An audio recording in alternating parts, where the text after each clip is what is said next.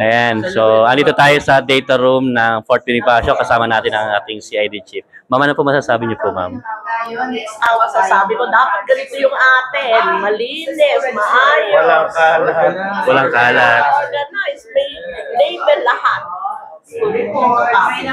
Ayan, sana all may magandang room, ano? Lahat ng data nandito. We have cabinets, pero Diyan na. Gagayahin namin yan. on to our next episode. Ma'am po, ano masasabi mo?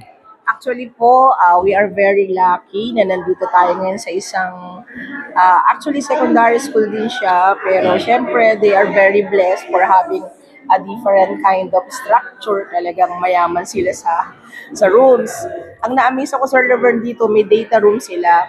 Kaya paperless siya, lahat ng mga data ng department, for example, science department, IPCRF ng science teachers, nandun na sa data room. Kaya in the absence of the school head, in the absence of department head, makikita agad yung mga datang hinahanap. Tsaka makita mo talaga, naka-file siya ng maayos. At the same time, yun yung tinatawag na example ng less paper.